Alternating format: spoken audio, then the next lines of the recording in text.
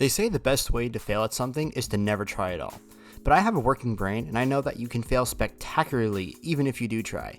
Here's how you can do just that. Front-end development boils down to three things: structure, style, and function. So obviously, the key is to avoid doing any of that. Could you imagine using proper HTML tags for headers, paragraphs, or other elements to give your site some organization? I shudder at the thought. Just slap some text on the screen. Too boring, you say? That just makes you a minimalist trying to keep up with the trends. And logging in?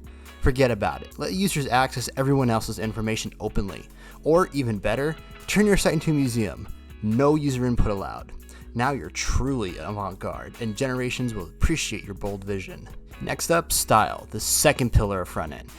And by style, of course, I mean slapping random colors onto your screen and calling it art. Consistency? That's for cowards. If your buttons don't feature at least 6 shades of red, are you really even trying? And typography? Skip the font pairings and embrace chaos. Comic Sans for the headings, Papyrus for the body text, and Wingdings for the important stuff. Let your users work it out. And don't even think about responsive design. Design everything for your 32-inch monitor. Mobile users? Not your problem. Tablet users? They're living dangerously anyway. Now let's talk about functionality, or as I like to call it, optional fluff. Here's the trick. Write all of your JavaScript directly into your HTML. Inline everything. Spaghetti code? That's just efficiency in disguise. And remember, if it works once in your browser, it's perfect. Testing is for amateurs. Real men test in production, and this is survival of the fittest. Still feeling ambitious? Here's a pro tip. Load up on third-party libraries. Who cares if your site takes 3 minutes to load because you imported 50 megabyte library to create a single drop-down menu? If your dependency bloat isn't rivaling your codebase, are you even really a developer? By now you have all of this glorious code and you need a way to store it. You could organize files into folders, or you could just throw away everything into one folder and call it front-end stuff and call it a day. Actually, you know what? Forget folders altogether. You're a developer, not a secretary. Let your code run wild and use search features to find files later. And version control? Overrated. Instead of Git or any other best practices, just manually copy your entire project into a new folder every time you make a change. Start with Project Final, then move on to Project Final, and eventually Project Final v2 absolutely this one. Nothing screams professionalism like absolute chaos. And if you dabble in Git, commit everything directly to main. No branches, no commit messages, just one single commit named stuff for your entire project. Documentation, that's for novels, not websites.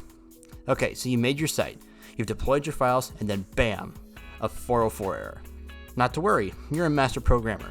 Everyone knows 404 errors are just for server errors anyway, right? Point is, there is no reason to debug or fix the code. Just scrap the site and find a new hosting service and start over. It's not your fault the server can't find the files that you specifically uploaded. Treat it like a lottery for websites and eventually one will work. And there you have it. If you followed all of these steps, you've either masterfully failed or successfully failed at making a website. But hey, even if you somehow got it online, the UI, or lack thereof, broken features, and soul-crushing user experience will ensure your Reddit karma and your Stack Overflow points hit 0 at the end of business day. And as for your future, good luck getting into Google with this on your resume. But then again, who knows, they might actually hire you purely on the audacity of making something this bad actually work. That takes some real skill. Either way, best of luck, because you're going to need it. Times are tough, with rising costs for food, gas, housing, you name it. It's harder than ever to keep your money where it belongs, in your pocket. That stress, I get it, it's overwhelming.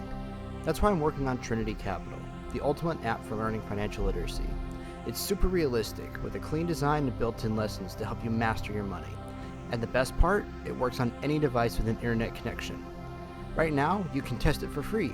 Join the Discord server, try it out, and help shape the app while it's still in development. Links in the description, so check it out.